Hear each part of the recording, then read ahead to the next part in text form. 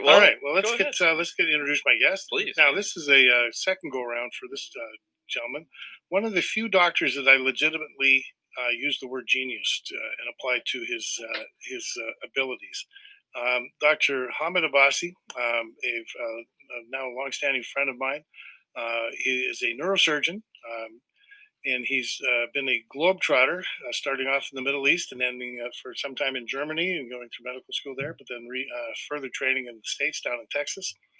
And not so long ago, it's going to be a few years ago, about a decade now, he's got interested in trying to innovate spine surgery so that instead of big open incisions on people's backs and multiple day admissions to hospital and all kinds of complications and failures, now doing things from I wouldn't say microscopic, but from a minimally invasive perspective. So it's kind of how we've gone from in gallbladders where we used to open up big incisions, and now we're doing things through little tubes and getting the same procedures done. Same thing we're doing in sports medicine where we're doing arthroscopic surgeries on joints. So he's taking that whole concept and reworking spine surgery, and he's one of the pioneers in all this. And so we're going to talk a little bit about what that represents and how it's transforming spine surgery, and about how people are reacting to it, both on the positives and the negatives of it, because not everybody wants to see this change. Yeah. It's been interesting. So, Dr. Abbasi, welcome. Well, thank you for having me again here. Yeah. So we spoke, I think, about 6 months ago. We had you on the air, and so how's the world transforming in the last 6 months? What's new and different? Well, obviously, COVID is a big word now, and as a matter of fact, it seems that most of the hospitals are preventing of patient getting their surgery if it's not absolute emergency, especially because in spine ward you do a surgery, patient stays there somewhere between 5 and 7 days, and that takes a lot of resources away from the hospital, and we know how scarce are the resources. As a matter of fact, I, as a neurosurgeon, our education never ends. I just yesterday, actually the day before yesterday, I did my annual exam in neurosurgery. Even for our board, neurosurgery board, spinal fusion is a 7-day hospital stay. So I'm sure you can understand that what we are providing in KROX, and that our patient going home within 24 hours, and many of my patients go home even less than a day after the surgery. We made a 7-day hospital stay, a day surgery, and that can open up a significant amount of resources. And now we have a good understanding what that really means, that having those beds for people who have COVID. Yeah, so having beds available for other things rather than laying in bed recovering from an operation. Yeah. So for those who didn't listen to the discussion 6 months ago, let's backtrack a little bit. So you are focusing on spine surgery, and within spine surgery, there's obviously a variety of different locations. There's the neck, there's the thoracic region or the chest region, and then there's the lower back. I would think that the lower back is probably the most common of the issues. Correct. And within that, there are a fairly broad variety of things that can go wrong. It's not all one thing going on. So if you could maybe elicit for the listeners the kind of things that can go wrong in the lower back, and then we'll kind of go through the big ones one by one and how we would approach them and then how we're treating them now. Yeah. Well, as we discussed 6 months ago, our spine is made of bone and discs. They go back and forth all the way from skull to our tailbone. And in this sense, you can imagine that if you have more pressure, more weight on those segments, they have more wear and tears, and that's practically what's happening. With us aging like a tire of a car that have wear and tear, lower lumbar spine have more wear and tear than other lumbar vertebrae. And with the time, those discs, they don't do a good job in separating the bone, and the bone collapse, the material of the disc push on the nerve, and that can be extremely painful. It can be painful to a point that people start gathering their clothes to end their lives. This kind of thing I'm talking about. And we can help them by restoring the anatomy and preventing the disc material to push on the nerve, and literally making the pain go away and giving their life back. So so you're saying the common element is the nerves being pinched or squished. Yes. there's some big words that get used in the lower back. Mm-hmm. So we have disc protrusions would be Mm-hmm. one, and that would be a pretty common thing where it's maybe just more of the soft tissues are being affected. We also have spinal stenosis. Another, so what's spinal stenosis and how does that affect the back? Well, spinal stenosis or stenosis as general in medicine, meaning that there's a narrowing. It could be a stenosis of an artery, but not enough blood goes through, or it could be a stenosis of the intervertebral foramen where the nerve's root pass through, or it could be a stenosis of the spinal canal where the spinal cord goes through. In the spinal cord, um, there are few things that can make that space narrower. One is the content of the disc, like a bulging tire, flat tire comes out. We call it, depending on how bad this is, we call it bulging disc or herniated disc. Or if it's separate, that piece separate, we call it sequestered disc. We have different name for different kind of appearance. But as well, the bone can grow in the wrong places. We call it a bony stenosis or osseous stenosis.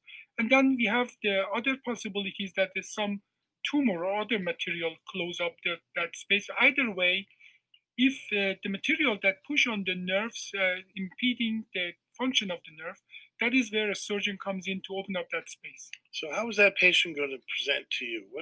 What's happened to them at home on Saturday morning when they wake up and their back's hurting, or they go for a walk and they start getting discomfort? What is the typical symptoms of that patient who has spinal stenosis, and maybe the next big group of people who've got a bulging disc? How do they show up in your office? What are they telling you went wrong?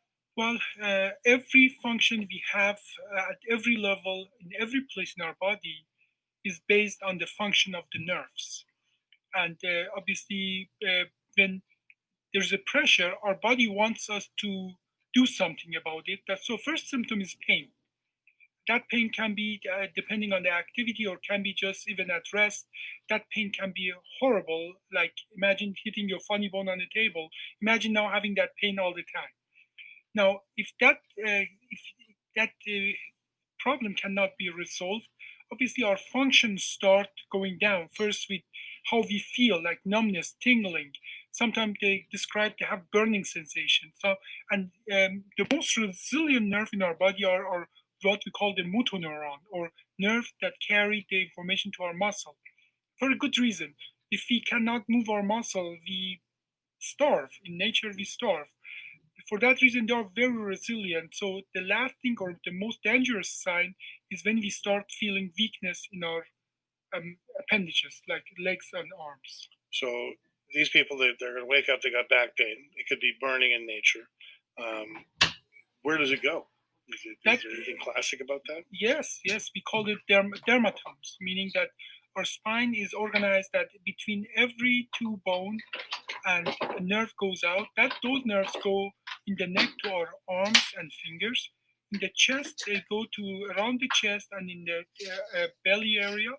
And in the lower back, they go all the way down to our legs, meaning that, like, for example, if you have symptoms in the front of your thighs, there are upper nerves in the lumbar spine that are being pushed. And if you have a problem in the foot, mostly the bottom two nerves are being pushed. So there are some pretty classic locations where those can go to. The lowest one, the S1 nerve root, that's going to give changes in feeling along the side of the foot. Yes. The next one up, the L5 nerve root, can give some changes on the area between the big toe and the second toe. Right. And then you've got the L4 nerve root, which is a little higher up. That one can give you some pain up even around the knee. Yeah. So there's some pretty classic locations we're going to look for when we're asking people, where does the pain go? And so being able to tell the doctor, where the location of the pain is can be very critical in the determination of what's going wrong. Well, since we are talking about the dermatomal distribution, as well, we have S2 and S3. They go to genital and perianal area around that, or anus. And if that happens, people can describe that there's a numbness, or they don't feel it, or they lose their sphincter tone, or they become incontinent. And that is dangerous. That's the alarm sign. If there is any of those symptoms, that has to be taken care of or looked at right away. But those, fortunately, those are much less common. So the most Correct. common things are the things that do go wrong in the lower lumbar region, and those ones classically end up either in the front of the leg or down into the foot. Correct. So somebody comes in with that, and there are, like you say, the spinal stenosis patients. They also have some classic symptoms too, and one of them is that when they go for a walk, they develop increasing pain the further they go. And it's a term we use called spinal claudication or neurogenic claudication. So there's issues of the history that we focus on, not just about the patient's pain in their lower back. So let's say we got that patient come in. We're going to take some X-rays. We're going to see some degeneration. Obviously, with plain X-rays, we can't see these more sophisticated issues like nerves being pinched by discs. Um, we're going to usually go through a series of tests. And what tests would you typically recommend that somebody go through to fully evaluate their back? Generally, these days, MRI is a good place to start. Now, some people may have previous surgeries or metal in their body, and MRI would have lots of artifacts. In those cases, we get CAT scan, or we put a little bit of a contrast, we get so-called myelogram. But generally, these days, the 3D kind of picture like MRI or CT is the standard of diagnostic. And so we're going to get, let's say somebody who we've agreed does have one of these kind of conditions. What's the next step for them typically in your hands? I know it's not surgery, so where do you going? What's going to happen to them? Generally, depending on the symptoms, there are some alarm signs that make us bypass all the things and go directly to the surgery, as we discussed, like what we call cauda equina, where that you have bladder incontinence, you have perianal anesthesia, and so on. But beside that, we obviously try to maximize the body's capacity to heal the problem. And that's what I tell to my patient, that the disc is a living thing. Your bone, your spine is a living thing. Sometimes if you put it in a good position, good situation, it heals itself. And to do that, first of all, we ask them to avoid certain activity that's demanding to the spine. For those activity that they cannot avoid, like driving a car these days, it's hard to avoid that. We put them in a brace to so that all those bumps on the road don't make the damage worse. And then we build up internal structure, internal bracing, which is our own muscle, with very specific kind of training, which is called physical therapy. And as well, injections can be helpful, where we put some steroid, and the steroid is a hormone your body produces when it's trying to heal things. By us putting that in the right place, it speeds up the healing process. If all of that fails, that is where the true skill of a surgeon comes in play. So I grew up in a day when somebody had that kind of back problem. Sometimes it was let's go take out the disc. Sometimes it was the whole thing was degenerative and all the little bones in the back were worn out, and we'd do what we call a fusion of the back. We'd lock some of these bones together so they didn't move anymore. And I know that that's really where you're trying to transform things the most. What was wrong with the old way? What happened? I know because like historically there was always people.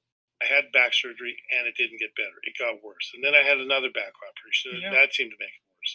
And people and it got to the point where so many people were afraid of having back surgery because the results didn't seem to be that predictable. And if they were predictable, they were in a negative way. They were predicting that they would actually get worse rather than better. So, what was wrong with that technique that we were doing back 30 years ago, 40 years ago? Well, we still do that, and that's the best way I can explain it to you. You're yourself an orthopedic surgeon, and imagine you do a shoulder surgery and you just detach all the muscle and you don't reconnect them. That shoulder will be rendered uh, non-functional. In the spine surgery, we have hundreds of the smaller muscle that goes from different area from one bone to another. Not only we cut those bones that the muscle are attached, we completely denervate, meaning they completely detach the nerve that goes to those muscles, and muscles that are without the nerve, they die, they become scar.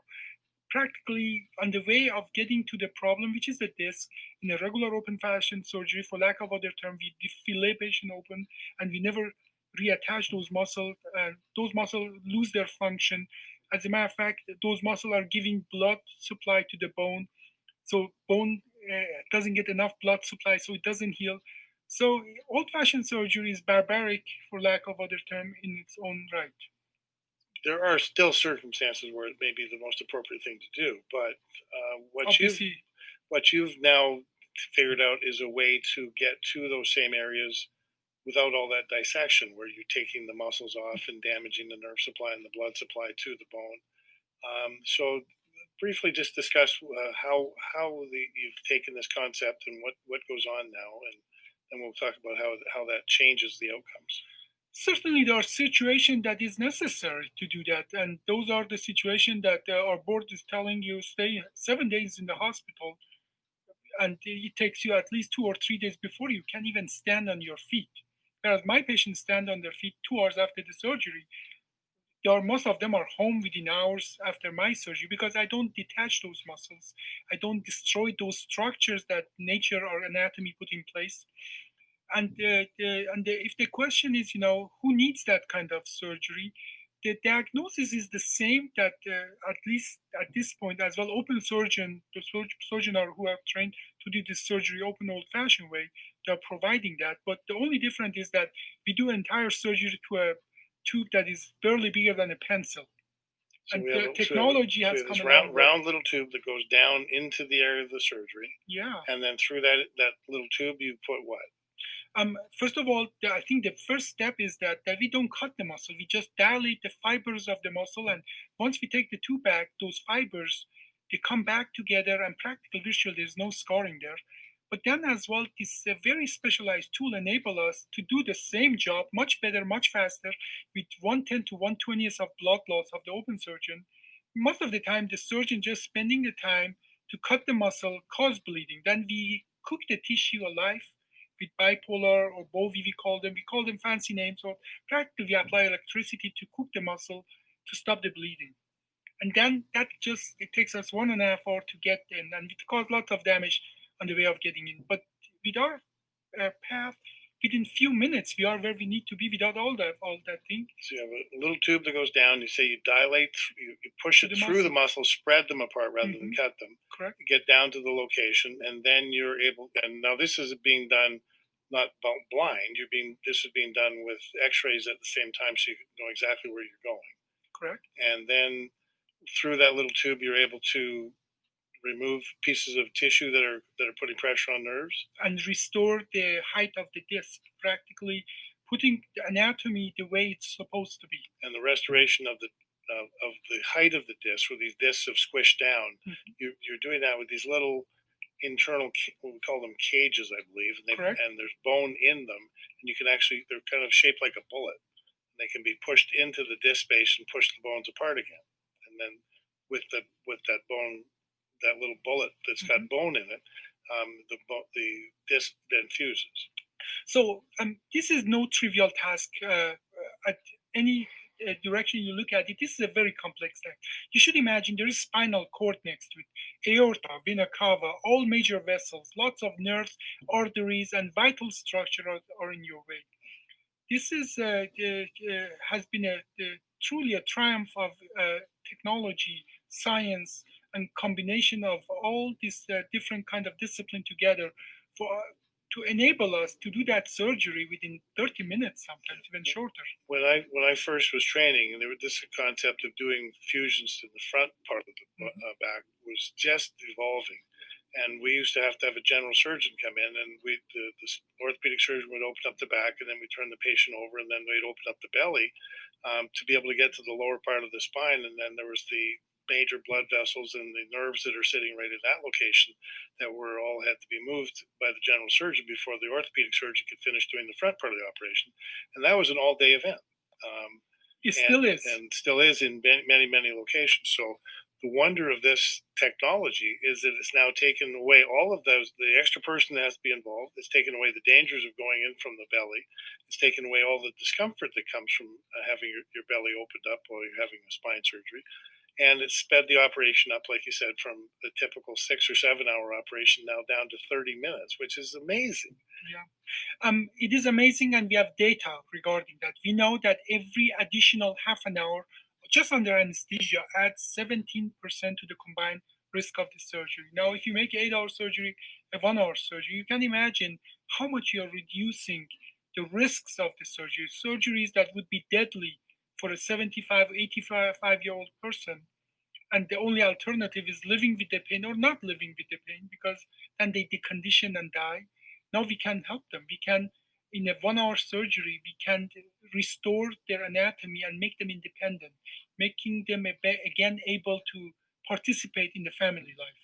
So this technology is expanding and broadening the breadth of the patients who are now eligible for surgery. So if I understand correctly, the fusion rates are so much better that some of the older folks who we thought couldn't have these kind of operations because their backs wouldn't heal now are eligible.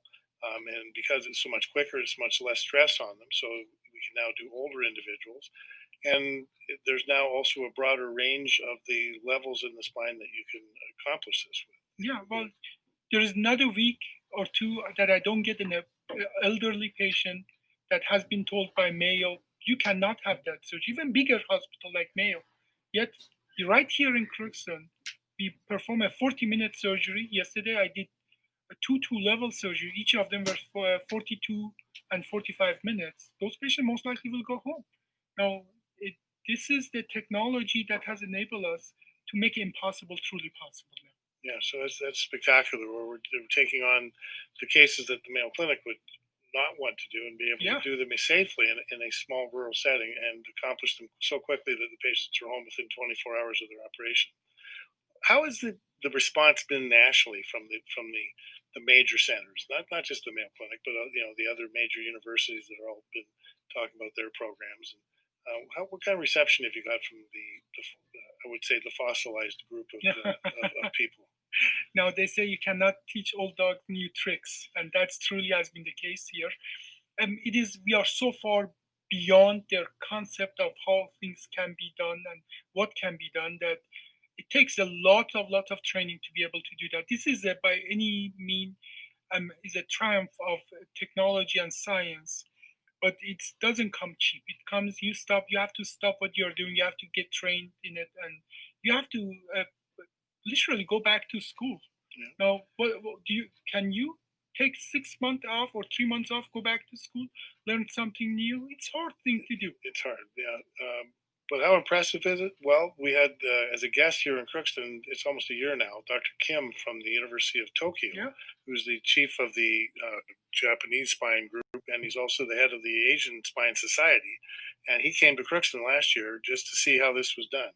And I had the opportunity to have a conversation with him, and he said it would take them at least 2 years if they spent every day to catch up to what Crookston was doing. Yeah. So it's really quite remarkable. So this is now people are starting to notice a little bit. I understand that you've had a few, some of the major networks have now found out about you and had some discussions. So what's been going on there? More importantly, patients are smarter than ever. Internet has democratized the concept of getting information.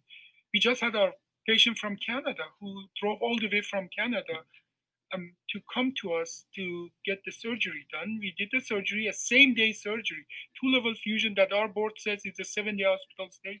Patient went out of the surgery center exactly 2 hours after the surgery and is already home, sending us the best regards and so on. And we are getting international attention. And that is for me personally is more important than what we are doing for our patient. But as well, I think slowly it's penetrating through our patient to major networks. That I just had an interview with Forbes magazine last week, and as well with 2 major TV. I think it's the word is going out there, and at the end of the day, our patients are going to be the people who are going to push this forward because they are the true beneficiary of this. There are other examples in historically in the spine or in the orthopedic world.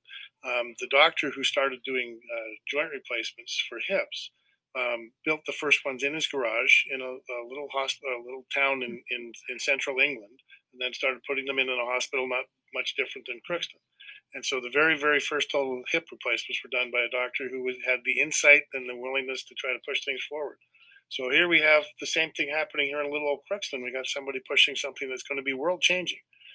So it's really quite remarkable. So congratulations on the work you've been putting in, and it's I know it's been a lot of stress this last 5 or 6 years convincing people, but now that the proof is out there, I think the convincing is going to take less and less, and there's going to be a tsunami of people coming after you looking for help. They already are, and we can do much better than garage. I have a really few thousand square foot real shop that I do that. I don't have to use my garage for that, but it's truly as well a teamwork that, we have a true campus in the cities where we have engineers and different people with different skills that within few weeks we can make changes, and we have put the right people in the right place to push this forward. We are sitting on something very big, and people here in Crookston and generally Minnesota and even the United States as a general will see differences coming to spine care.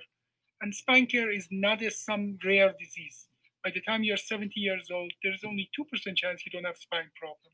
So this will have individual and personal impact on every person's life.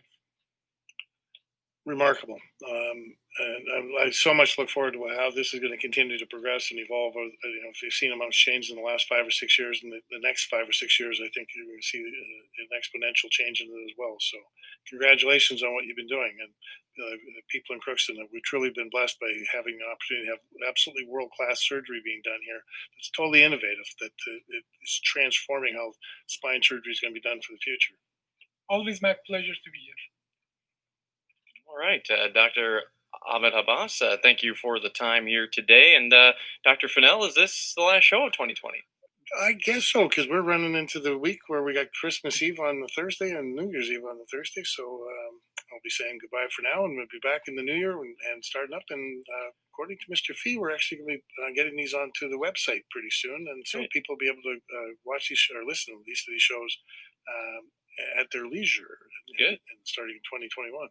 Excellent. Well, yeah, we look forward to that and many other things in the year of 2021.